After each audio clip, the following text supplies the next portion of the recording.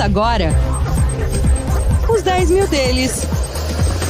O reality cast que faz o seu tempo render. Sim, senhoras e senhores, estamos juntos em mais uma. Eu sou Leonardo Levati e aqui está ele, que tem o coração mais calmo de todo o hemisfério sul deste planeta, Carlos Castrucci. Fala, Carlos. Isso aí, Léo, tudo certo por aqui. Vamos para mais um episódio, sempre com muita calma nessa hora, né? Quanta sobriedade, hein? Um dia eu chego nesse estágio. Vamos aos destaques do nosso 8º episódio.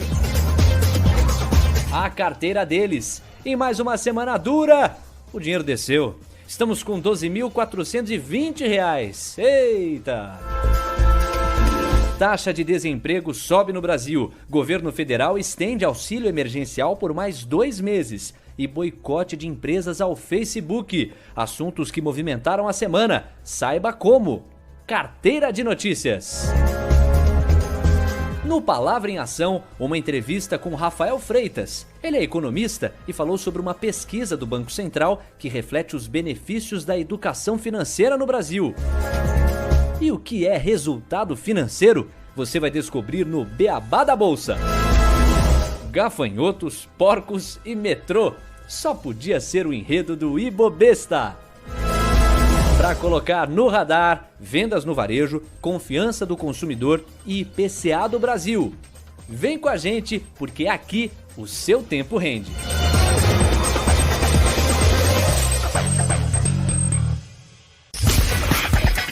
A carteira deles. Olha, não é final de Copa do Mundo, mas haja coração, porque pela segunda semana seguida, a notícia não é boa. Mais uma queda no patrimônio.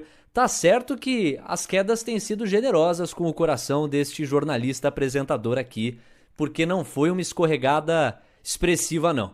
Nosso patrimônio da semana passada para essa sofreu uma queda de 0,1% e agora os nossos R$12.430 são R$12.420. Ou seja, perdemos R$10. O Ibovespa da semana passada para essa chegou a 96.235 pontos, uma subida de 0,3%.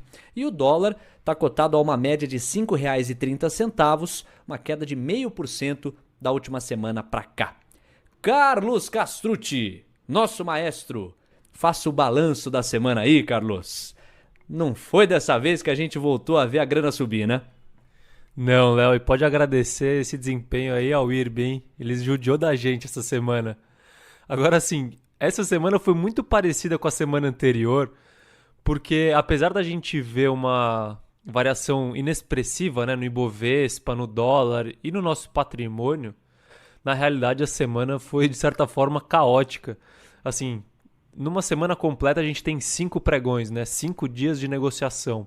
Para você ter ideia, o Ibovespa no primeiro dia caiu por volta de 2%, no segundo dia subiu 2%, no terceiro caiu 1,5%, no quarto subiu 1,5% e hoje fechou no 0 a 0. Por isso que a gente viu essa subida leve aí do Ibovespa na semana. E com o dólar não foi diferente, tá? Foi mais uma semana volátil e que é um problema que eu venho apontando há algum tempo. Eu espero que aos poucos a gente tenda a ver o dólar diminuindo essa volatilidade. Direto para a empresa que mais cresceu na nossa carteira. Vamos falar de coisa boa, porque a tal da IRB vai voltar como você colocou. Ela deu uma porrada para baixo aí no nosso patrimônio, mas vamos falar daquela que mais cresceu. Qual foi? A empresa que mais cresceu eu nunca cheguei a comentar aqui com vocês. É uma posição que eu tenho há algum tempo na nossa carteira e é uma posição pequena. É a Mills Solares, tá? É a união da Mills com a Solares. O que são essas empresas? A Mills, no caso, é uma empresa com mais de 65 anos de história e as duas juntas agora formam a empresa líder no Brasil em aluguel de plataformas aéreas e soluções de escoramento, formas e sistemas especiais para construção civil. Traz exemplos aí pra gente de onde ela atua. Bom, o setor de plataformas aéreas da empresa, o que é? Tudo que você imaginar que é trabalho na altura, você vai ter um equipamento que você possa alugar na Mills. Então, desde manutenção de telhados até limpeza de de fachadas de prédios, filmagem, sabe aquele cara que fica filmando lá de cima? Aquela plataforma é a Mills que aluga também. Então é um setor que é diversificado em diversos segmentos da economia.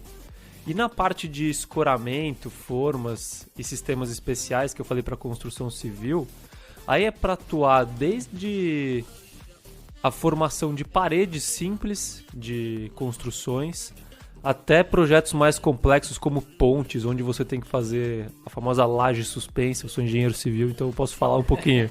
E assim, qual que é a tese da empresa, tá? Primeiro, ela é uma empresa muito dependente do crescimento econômico de longo prazo do Brasil, principalmente nos setores de construção e infraestrutura. E por que você decidiu investir nela? Primeiro, a empresa está saudável no ponto de vista financeiro. Ela não tem alavancagem financeira grande, ou seja, ela não está muito endividada. Ela consegue trabalhar sem ter que pagar muita dívida no dia seguinte. E melhor de tudo, ela não precisa investir para crescer, ou seja, para gerar mais lucro. Por quê?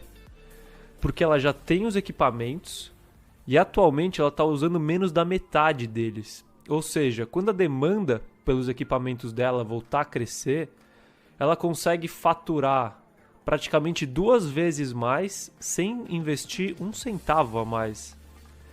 E o efeito disso no lucro da empresa é enorme, porque ela tem o que a gente chama de alavancagem operacional.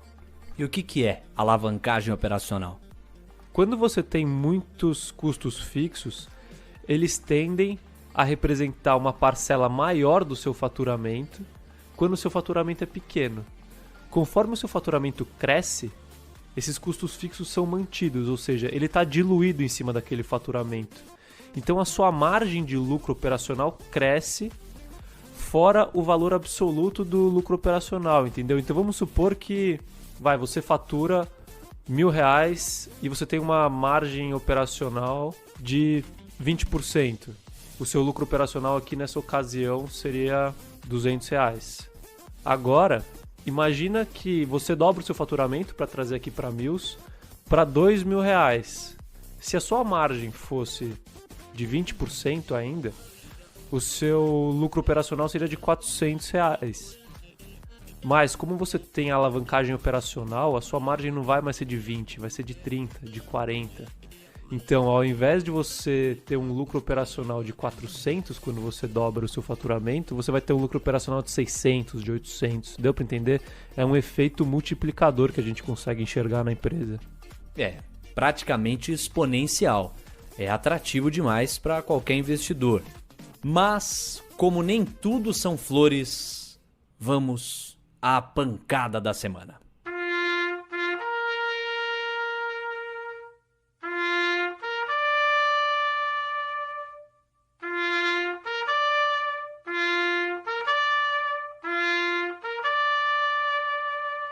Carlos Castrucci, de novo a IRB. A IRB frequenta esse programa aqui mais do que o mais assíduo ouvinte de os 10 mil deles. E dessa vez a retração da empresa ficou em 20,4%. Naturalmente que isso acabou fazendo com que o nosso patrimônio sofresse. E eu sei que foi uma semana muito importante para quem acompanha a IRB, como é o seu caso, à medida que ela está dentro da nossa carteira de investimentos. Traga aí o porquê dessa desvalorização e da grande novidade que essa nova gestão da IRB dividiu com os investidores. Léo, foi uma queda expressiva e se você considerar desde a divulgação do resultado, aí foi uma queda de 30%, não de 20%. Então, assim, os investidores a princípio não gostaram muito do resultado da empresa. Eu cheguei a comentar com o pessoal que acompanhou a nossa live no Instagram um pouco sobre como que eu senti o call dos diretores da empresa sobre o resultado, quais foram as minhas primeiras impressões. E aqui eu vou trazer para você primeiro um resumo disso e depois entrar na parte financeira para te explicar o porquê eu acredito que IRB continua interessante para se investir. Então, nessa semana, esses diretores dividiram vários números que dizem respeito aos bastidores da empresa. Conta aí qual foi a sua percepção, Carlos. Primeiro assim, em relação à nova diretoria, eu gostei da atitude deles e do trabalho que eles fizeram até aqui. Por quê? Primeiro, eles trouxeram, eu acredito que todos os esqueletos da empresa, né? E espero que sejam todos os esqueletos, ou seja, as coisas que estavam escondidas. E mostraram quais eram exatamente os problemas, ajustaram os resultados passados para as fraudes que ocorreram com a diretoria antiga e trouxeram quais são as soluções para o futuro. Então, eu acho que eles se posicionaram muito bem. O que chegou a atrapalhar o preço e a percepção dos investidores sobre IRB foi que eles não deram uma previsão do que se pode esperar para a rentabilidade futura da empresa. Então, isso ainda está muito aberto e sujeito a previsões discrepantes entre quem analisa a empresa. Tem analistas que esperam que o valor de IRB seja de R$ 7,50 por ação, enquanto tem analistas que enxergam o valor de IRB como R$30, entendeu? Para você ter uma ideia da discrepância.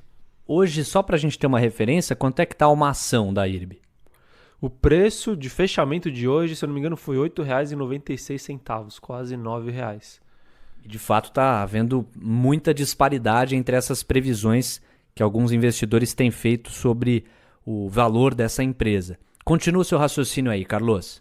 Então, e essa discrepância entre os analistas só será reduzida conforme o IRB for apresentando seus resultados trimestrais e anuais. Ou seja, vai demorar e será aos poucos. Essa diretoria, ao não projetar os resultados, ao não trazer previsão sobre o futuro da empresa, na sua opinião, acerta? É algo que tem mais lucidez e responsabilidade do que irresponsabilidade? Na minha opinião, é a decisão acertada. Por quê? Porque, primeiro, assim, eles chegaram lá e pegaram uma empresa bagunçada, né, do ponto de vista de governança corporativa. E qual que é o trabalho que eles têm que ter? O trabalho deles é arrumar a empresa, deixar a empresa sólida, com bons princípios e com bons fundamentos financeiros. Não é projetar para o futuro qual que vai ser a lucratividade da empresa. Então, eu acho que eles estão focando no trabalho deles. Assim, para mim, é a melhor decisão que eles poderiam tomar. Invariavelmente, quando a gente fala da empresa IRB, a gente vai lá e resume. A IRB é uma empresa que faz seguros para seguradoras. Mas, em função de toda essa volatilidade, eu queria que você se aprofundasse no modelo de negócio da IRB, Carlos. Ó, eu vou explicar aqui grosseiramente qual que é o negócio do IRB, tá? Assim, qual que é o faturamento da empresa? De onde vem o faturamento? Vem da venda de apólices de seguro. Ele vende uma apólice de seguro para uma seguradora e recebe por isso. Quando algumas dessas apólices são acionadas, por exemplo, pegou fogo numa safra de soja que é coberta por um seguro que a IRB tem. O IRB tem que pagar essa apólice. Aí o IRB vai estimar quanto ele vai pagar das apólices que foram acionadas e que podem ser acionadas no futuro, e com isso você tem qual que é o custo da prestação de serviço do IRB, que é chamado de sinistralidade. Guarda esse nome. Então, o custo para o IRB funcionar, o custo da operação do IRB chama-se sinistralidade. É um conceito central e a empresa tem que calcular direitinho a sinistralidade e dividir com transparência isso para os acionistas, porque é um número que vai influenciar na lucratividade desse negócio. Além disso, existem aí as despesas padrões, né, com vendas gerais e as administrativas, que é algo fácil de prever, mas quando você desconta essas despesas e a sinistralidade, você chega ao resultado operacional da empresa. Lembra que o IRB recebe dinheiro das apólices? Quando ele recebe, não necessariamente ele está pagando sinistralidade, então ele fica com esse dinheiro para ele até que alguma sinistralidade ocorra. Enquanto isso, ele deixa esse dinheiro aplicado em renda fixa, renda variável e fundos imobiliários ou imóveis propriamente ditos, e com isso tem um resultado financeiro positivo. Ou seja, então a gente tinha o resultado operacional, agora a gente tem um resultado financeiro, e quando a gente soma esses dois e desconta os impostos que o IRB tem que pagar, você chega no lucro líquido da empresa, ou seja, quanto que sobrou para o acionista da empresa no final, qual que é o lucro da empresa?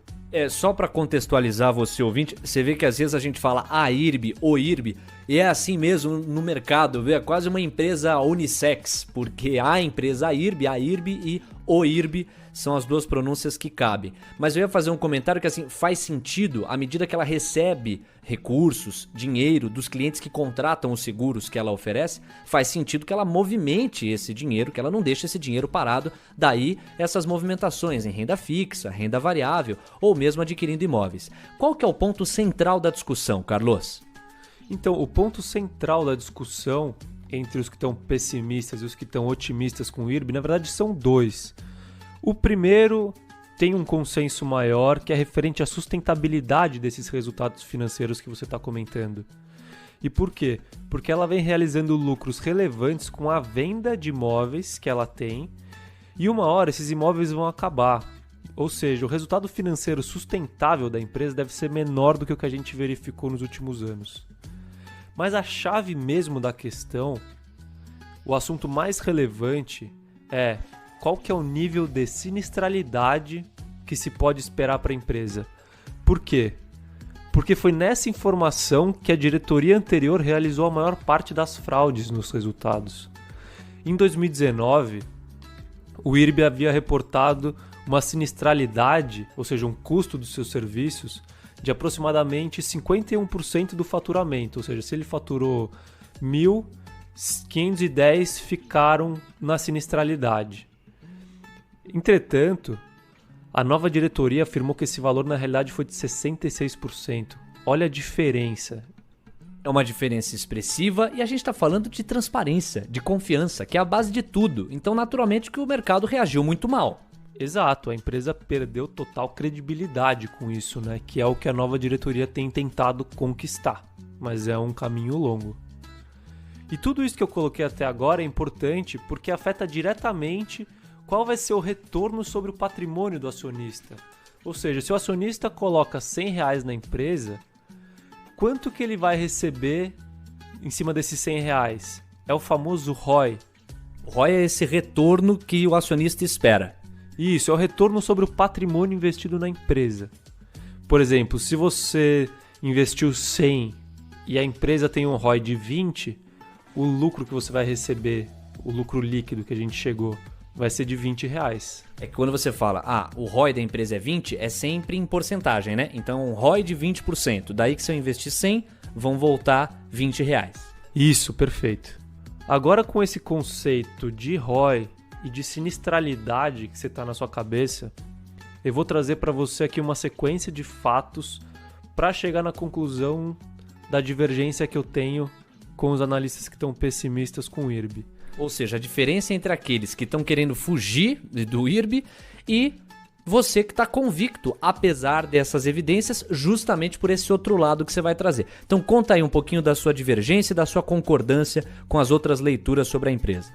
O resultado fraudulento da empresa de 2019 representava um ROI de 41% ao ano, ou seja, se o acionista colocasse R$100 de patrimônio, ele estaria tirando ao ano R$41 de lucro para ele, que é algo extremamente alto.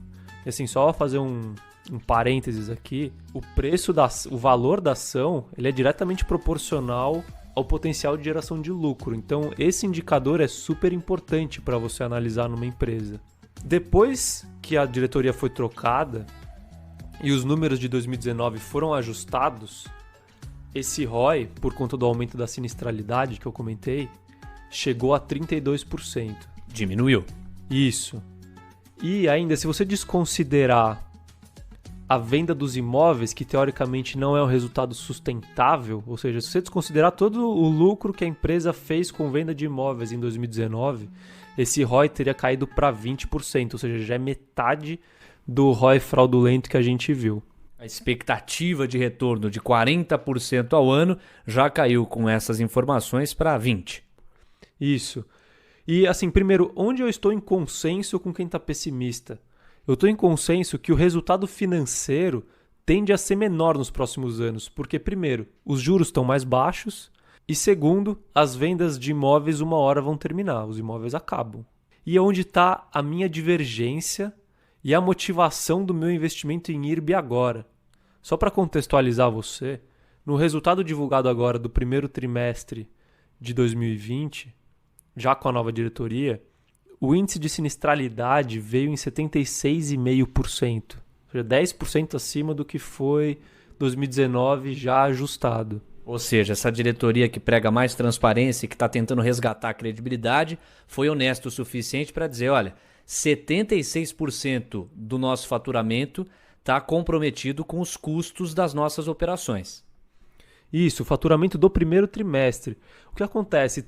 Os trimestres, os resultados trimestrais, eles oscilam muito mais do que os resultados anuais.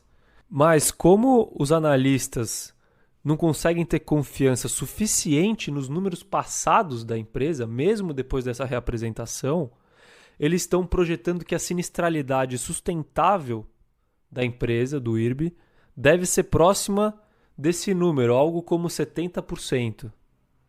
E assim, o ROI sustentável da empresa, ou seja, o retorno para o acionista, cairia para 10%. E um ROI de 10% representaria um valor da empresa entre R$ 8 e R$ 9, a depender da análise que você faz. Por ação, R$ 8, R$ 9 por ação. Isso.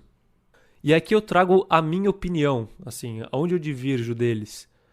Primeiro, quando eu olho para o índice de sinistralidade dos anos anteriores, esse esteve sempre próximo ao patamar de 60%, um pouco abaixo ou em 60%, com exceção de 2019, que foram aqueles 66%, mas com uma importante ressalva de que 2019 foi um ano super atípico para o segmento do agronegócio, que é um segmento super relevante para o IRB.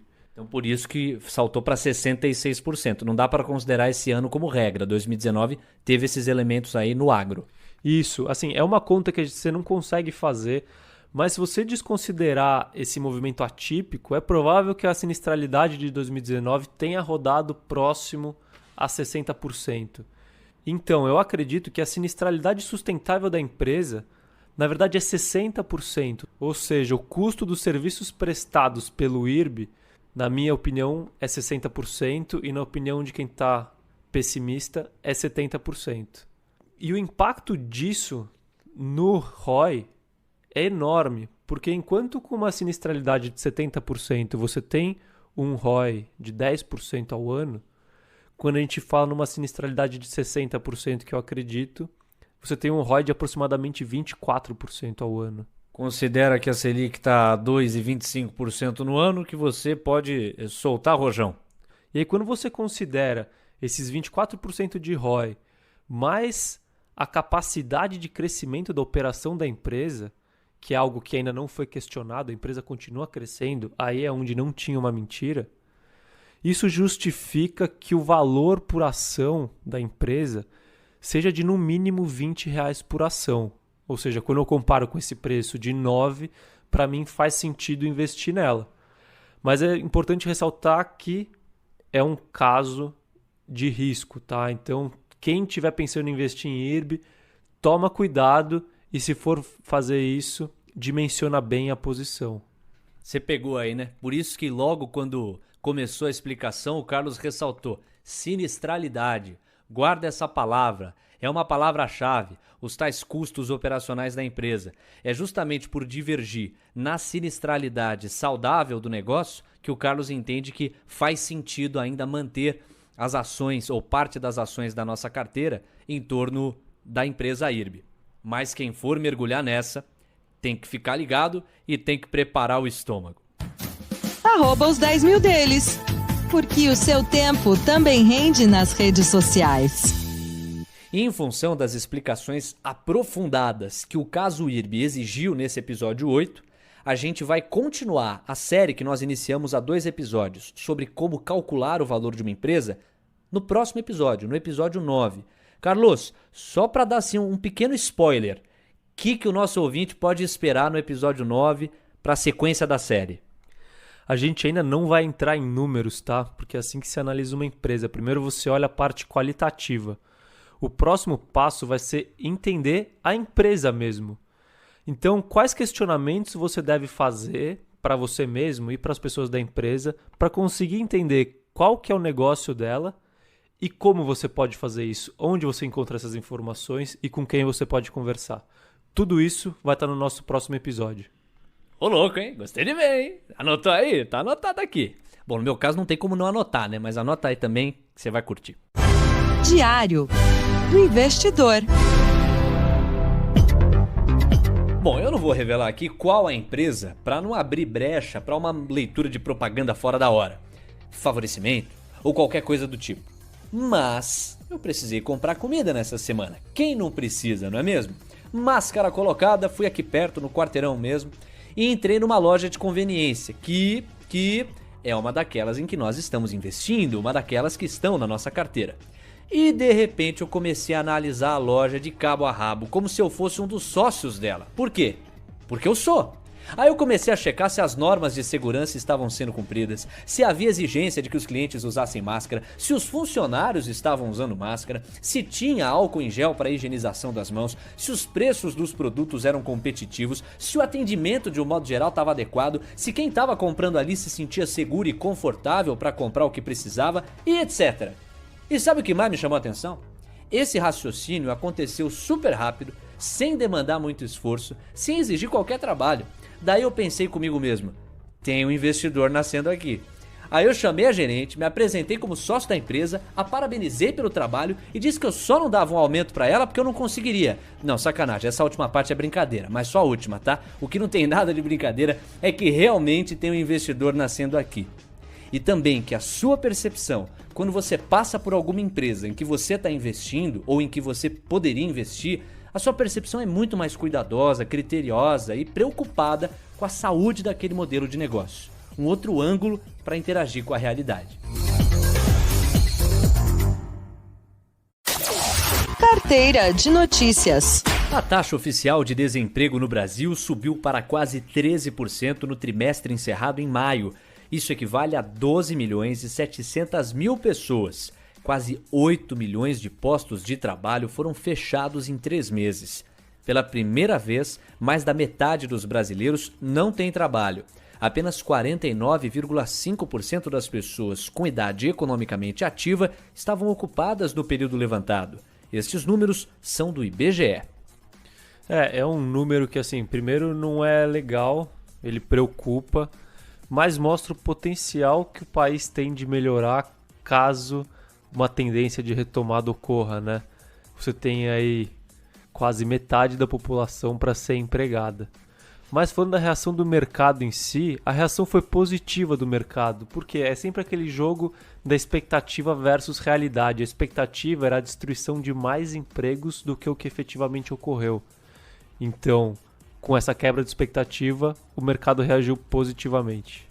O ministro da Economia, Paulo Guedes, anunciou a prorrogação do auxílio emergencial destinado a trabalhadores informais e beneficiários do Bolsa Família. Segundo ele, a proposta é que sejam pagas mais 4 parcelas em 2 meses, que somarão R$ 600 por mês, totalizando mais R$ 1.200. No primeiro mês, as parcelas serão divididas em uma de R$ 500 e outra de R$ 100. No segundo, serão 2 parcelas de R$ 300. Essa é mais uma medida estimulativa para a economia brasileira, né? Então o mercado gosta desse tipo de notícia. Ela é boa para a população que está passando dificuldade e mantém a economia ativa na medida do possível. Os dados de junho do relatório sobre o mercado de trabalho dos Estados Unidos, chamado Payroll, trouxeram números positivos sobre a recuperação da economia norte-americana. No mês passado, foram criados quase 5 milhões de vagas de emprego. O desemprego caiu para pouco mais de 11%.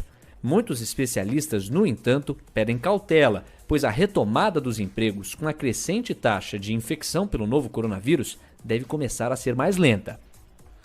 Essa ressalva dos especialistas é super válida, mas o mercado reagiu muito positivamente a esse fato, porque mais uma vez foi uma quebra de expectativa positiva. A expectativa do consenso era uma criação de 3 milhões de vagas e um desemprego na casa de 12%, e a gente teve essa surpresa de uma criação de quase 5 milhões de vagas e um desemprego caindo para 11%.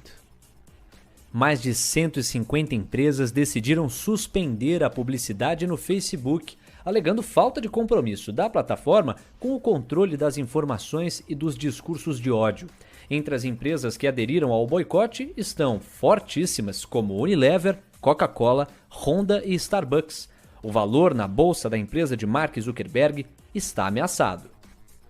Essa é uma notícia que, quando você olha assim de primeira, é uma notícia negativa para a empresa. Eu não acompanho o Facebook de perto para dar muito detalhe, mas o que o Mark Zuckerberg falou, e que pode ser verdade, é que como essas empresas estão retirando investimento em publicidade no Facebook, as suas concorrentes estão aproveitando para investir mais para conseguir ocupar esse espaço e que no final o impacto no resultado da empresa é nulo ou até positivo. Eu não sei o que é verdade ou não, mas se for verdade o que ele está falando e com as quedas nos preços de Facebook, talvez seja uma oportunidade para quem pensa em investir na empresa.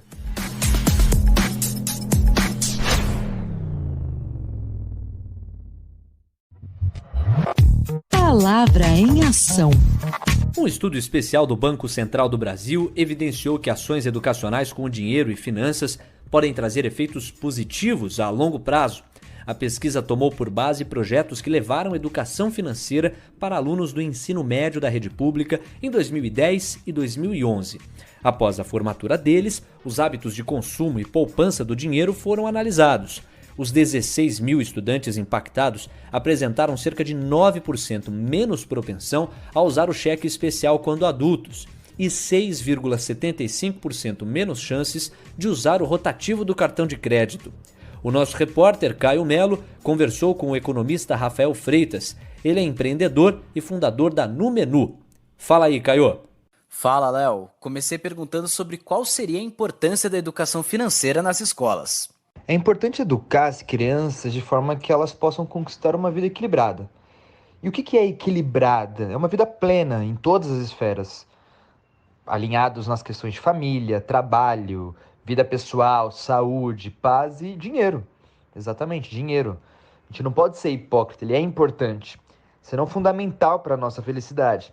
Ao menos ajuda a gente a dar continuidade às tarefas do dia a dia sem que haja grandes preocupações nos atrapalhando. Sobre a idade ideal para se começar a falar com as crianças sobre o assunto, Rafael destacou até como podem ser essas conversas iniciais. Não existe uma ciência por trás disso. Eu acredito que entre 6 e 8 anos a criança já pode começar a ter pequenas noções do uso consciente do dinheiro.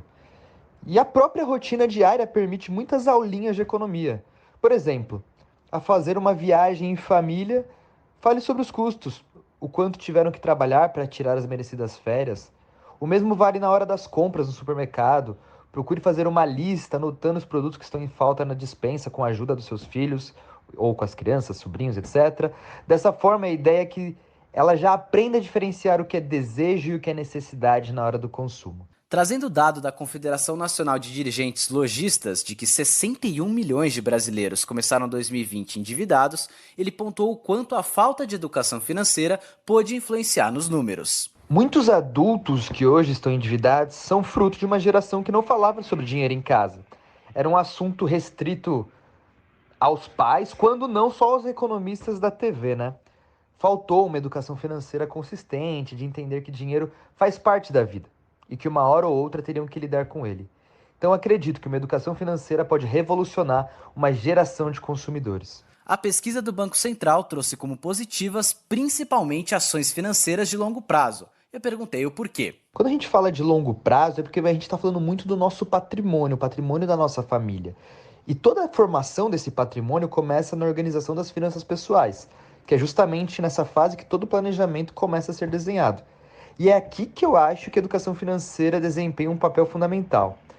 E assim, fazendo uma reflexão, é possível concluir que o planejamento financeiro tem como seu maior objetivo conduzir o indivíduo rumo à concretização de seus grandes sonhos. E a gente tem uma vida inteira para realizá-los. Então, acredito por isso que quando a gente fala de finanças, a gente tem que pensar sempre no longo prazo. Para encerrar, Rafael Freitas falou mais sobre o papel das políticas públicas de educação financeira. É fundamental que os líderes políticos comecem a pensar em políticas públicas focadas em educação financeira, porque, infelizmente ou felizmente, a maneira que a gente se relaciona com o dinheiro está completamente ligado às nossas emoções, à nossa qualidade profissional, à qualidade do nosso relacionamento e à vida em geral, sobretudo quando a gente fica adulto. Então, Se seu filho for incentivado a depositar parte da mesada no porquinho e compreender desde menininho que tudo na vida tem seu preço, é bem provável que essa rotina financeira seja razoavelmente equilibrada ao longo da vida. Então, existem vários estudos, vários cases que usam gibis da Turma da Mônica, que falam de finanças.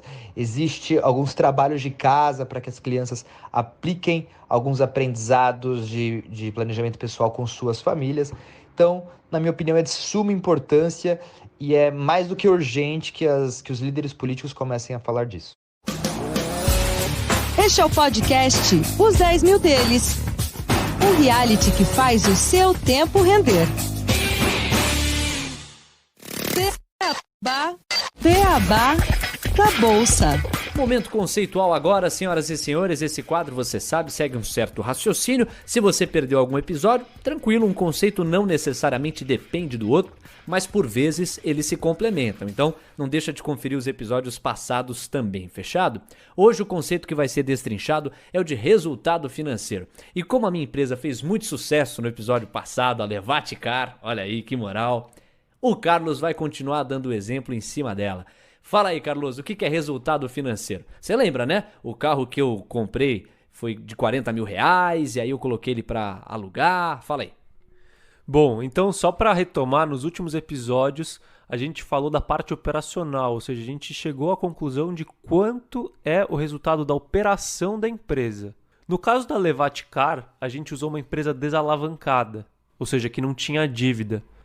Mas o que acontece no mundo real? As empresas costumam se alavancar com dívida porque é mais barato você pagar a dívida, porque o custo da dívida é inferior ao retorno do negócio, ou seja, você consegue alavancar o seu negócio, você consegue aumentar a rentabilidade do seu negócio quando você pega a dívida. Ainda que eu assuma um compromisso de dívida, por estar contraindo a dívida, eu consigo potencializar o lucro do meu negócio e, portanto, a conta tende a fechar.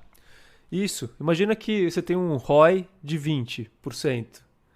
Um retorno de 20% sobre o patrimônio. Isso.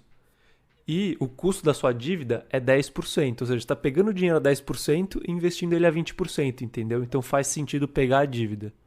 Bom, e onde eu quero chegar com isso? Então imagina que você tinha os 40 mil reais, mas você optou por investir 20 mil reais seus e pegar 20 mil reais em dívida para comprar o carro. Ou seja, você for com 20 mil reais em caixa para pagar suas despesas operacionais e por aí vai. Então, vamos lá, eu tinha 40 mil reais, falei, deixa eu colocar 20 mil no caixa para esse capital girar em cima dos custos que eu vou ter. Os outros 20 mil eu invisto para comprar um carro, mas como eu preciso de 40, eu vou lá e contraio uma dívida de 20 mil reais. Fechado.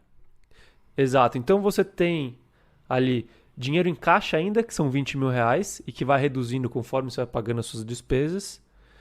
E você tem uma dívida de 20 mil reais. Aí que entra o resultado financeiro. O que é o resultado financeiro? Esse dinheiro que está no seu caixa, você vai deixar ele aplicado em alguma coisa, em CDI e por aí vai. Então ele vai estar rendendo alguma coisinha que é o que a gente chama de receita financeira. E essa dívida que você contraiu, você precisa pagar os juros dela, pagar o principal dela, conforme o tempo passa. Isso é uma despesa financeira. A diferença entre a receita e a despesa financeira é o resultado financeiro da empresa. Deu para entender? Não só deu para entender, como no caso da Levaticar, o resultado financeiro sempre será positivíssimo. Inclusive, Carlos, eu estou precisando para dar uma alavancada aí no meu negócio de uns 500 mil reais. Você me empresta? Não? Já entendi. Os 10 Mil Deles.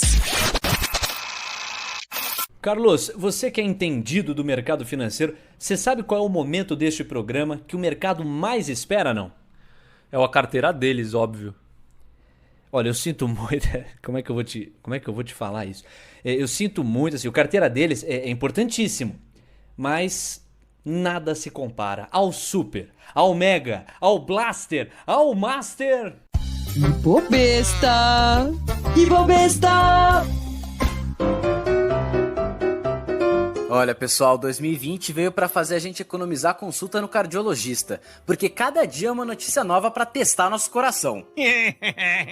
Vocês viram essa da nuvem de gafanhotos que pode chegar no Brasil?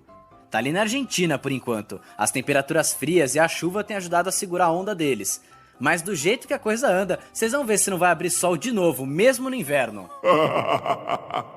O governo já autorizou o uso de alguns inseticidas. Fica a dica, investidor, ações de inseticidas vão disparar. Minhas fontes já sabem até que se a coisa engrossar vão liberar até o uso daquelas raquetes que dão choque, sabe? Pra quem não sabe, os gafanhotos são uma das piores pragas pra agricultura. Eles chegam de repente, vêm em bando, acabam com a plantação, não deixam nada. Fazem mais ou menos o que os portugueses fizeram quando chegaram no Brasil em 1500. Quando a gente pensa que nada pode piorar, vem a surpresa. Na China, cientistas descobriram um novo vírus da gripe que tem potencial de se tornar uma pandemia. Já infectou algumas pessoas que trabalhavam na indústria suína. Gente, coronavírus começou no mercado de animais silvestres. Essa nova gripe na criação de porcos. Olha, até que o veganismo não é má ideia, hein? Pra mostrar que a situação não tá brincadeira pra ninguém, o metrô de São Paulo tá estudando ganhar dinheiro cedendo nomes de estações pra empresas. Imagina só que legal. Oi, você vai descer aonde? Ah, ali na estação Petrobras, e você? Ah, eu na IRB. Fica a dica, Carlos. Será que com a grana que a gente já ganhou não dava pra comprar o nome de uma estação, não? Seria incrível. Próxima estação, Next Station, os 10 mil deles. Acesso à independência financeira no longo prazo.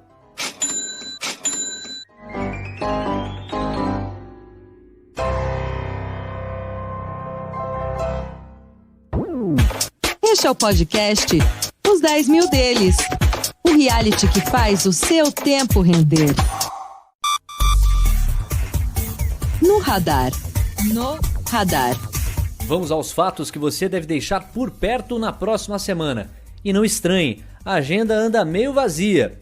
Entre outras coisas, porque tem feriado nos Estados Unidos. O IPCA, o Índice de Preços ao Consumidor Amplo, vai ser divulgado. Ele mede a variação de um conjunto de preços de bens e serviços habituais de uma família durante um determinado período de tempo, no caso, o mês de junho. Esse dado é importante para a gente ter uma noção de como os preços que o consumidor paga estão se comportando durante esse período de pandemia, né? Então, os preços estão subindo ou não, aonde está subindo, aonde está caindo e por aí vai. O IBGE deve dimensionar as vendas no comércio de varejo do nosso país. Na medição anterior, o resultado foi o pior da série histórica, que foi iniciada em 2000. A tendência é que a queda siga.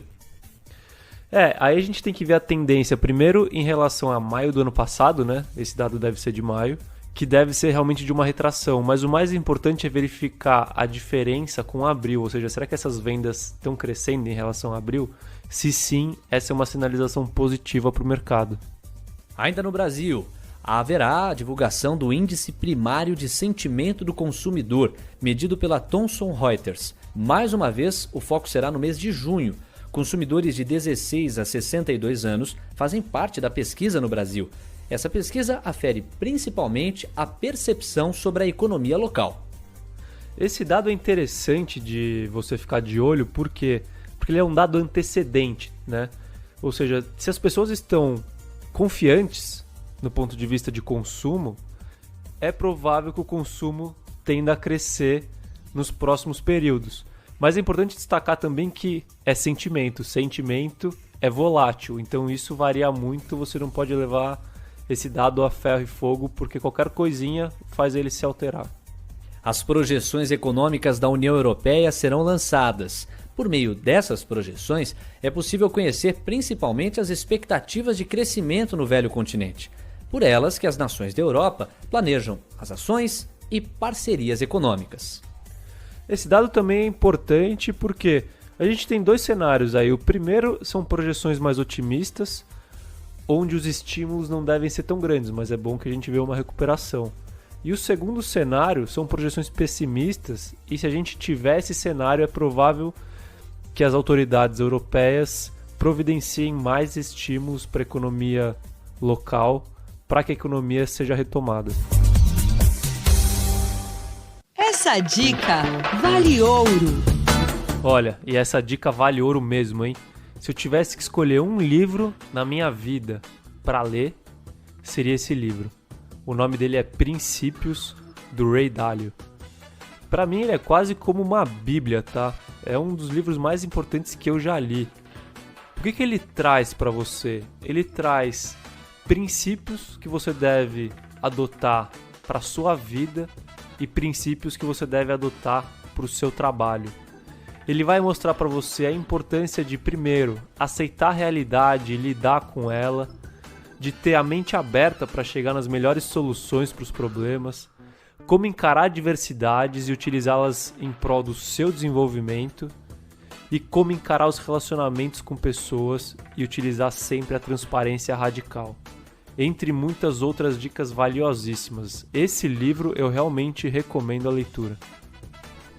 Oi, gente, desculpa, eu dei uma série aqui que eu fui encomendar o livro depois de tudo isso. Não perca.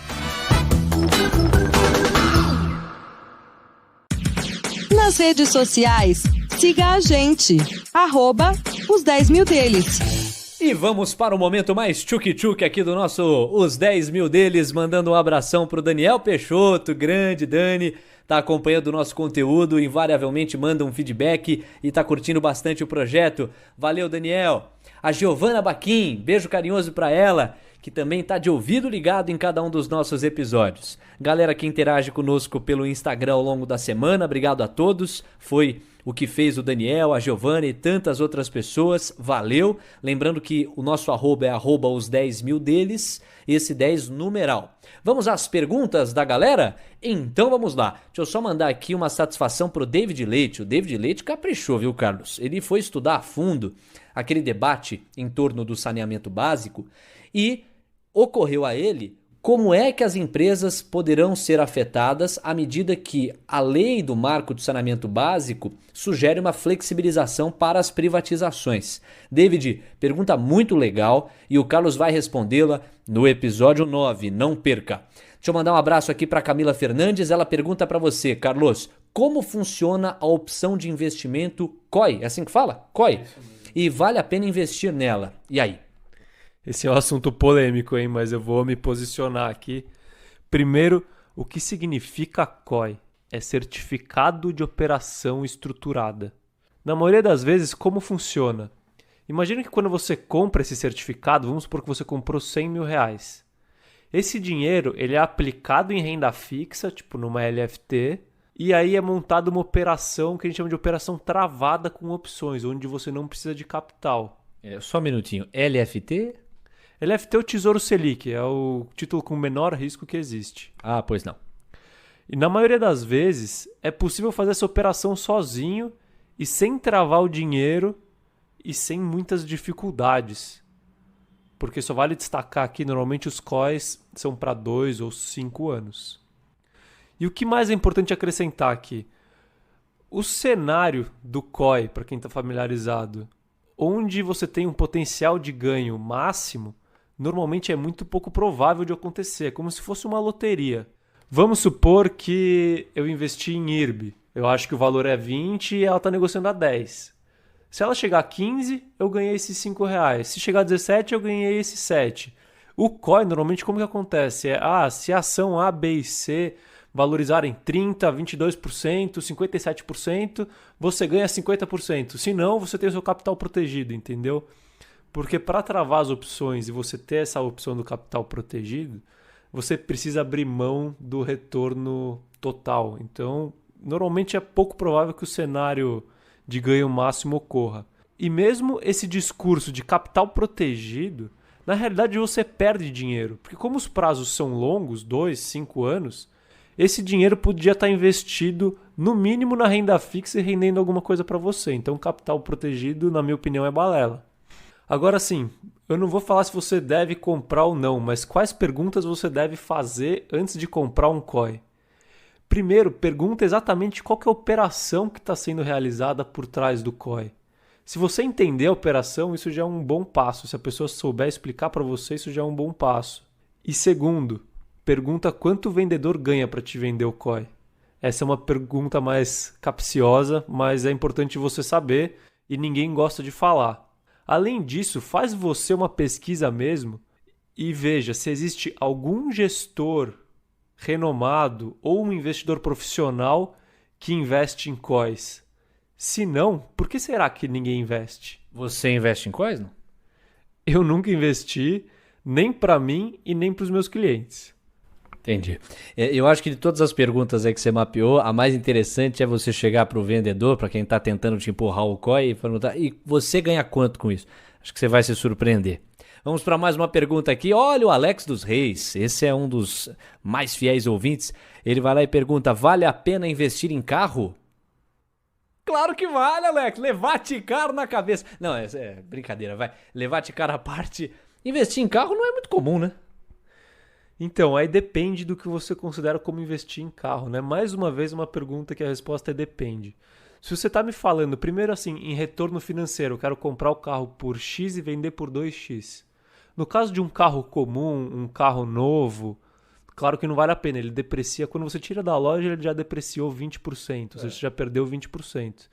Agora, você está falando de carros de coleção, carros antigos, carros raros, aí é um tipo de investimento, porque você compra e a tendência é que ele valorize no longo prazo. E ainda existe um outro cenário, que é quando você traz não para o retorno do carro em si, mas para o retorno financeiro total para você quando você considera o custo da sua hora de trabalho. Quanto tempo você economiza tendo um carro em comparação com não tendo um carro? E mais, se você considera esse tempo que você ganha vezes o valor da sua hora trabalhada, você vai conseguir comparar isso com o quanto você investiu no carro e com o quanto ele deprecia. Então, se esse valor que você está economizando de horas for maior do que a depreciação do carro ao longo do tempo, faz sentido investir no carro, sim. Você me deu uma baita sacada aqui para eu reinventar o core business, a alma do negócio do Levate-car. Eu posso investir em carros colecionáveis. Tô começando a ficar preocupado que a cada episódio que vai, a Levate-car tá ficando mais concreta. Vamos aqui para o foco. Deixa eu agradecer a toda a galera que ficou com a gente. Um abração, você que esteve aí do outro lado, ouvindo, limpando a casa, simplesmente ouvindo de fundo, fazendo um exercício aí no quarto, na cozinha. Hoje em dia tá todo mundo tendo que se reinventar nesses tempos de quarentena. Lembrar que o nosso podcast ele tá disponível no Pocket Casts, no Spotify, no iCast, Castbox, Player FM, Podbean, Deezer, Stitcher, TuneIn, Overcast, Podcast Addict e Podcast Republic. Apresentação e edição, Leonardo Levati. Produção e roteiro do Super Caio Melo. Mídias digitais e identidade visual do Matheus Fernandes.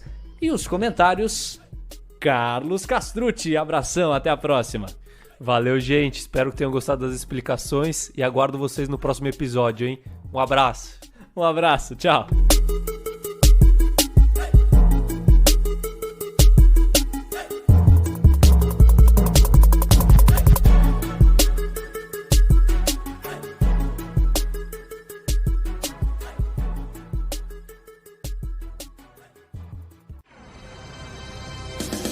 Semana que vem tem mais, uns 10 mil deles. Disclaimer.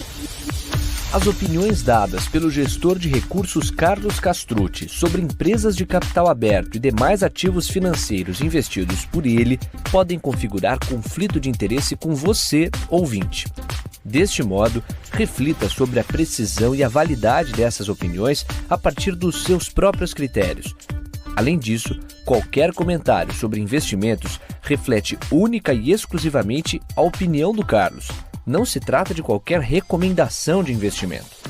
Ressaltamos ainda que a participação dele não tem como objetivo a venda dos serviços da Roa Asset Management, empresa da qual é sócio e por onde realiza os investimentos dos R$10 mil iniciais do projeto. O investimento destes recursos vem sendo realizado pelo Carlos da mesma forma como são investidos os recursos dos clientes da Roa. O projeto Os 10 Mil deles persegue as melhores práticas mundiais para o mercado financeiro na atuação de Carlos como gestor de recursos. Assim, ele não vai comunicar alterações na estratégia de investimentos antes de executá-las para os próprios clientes.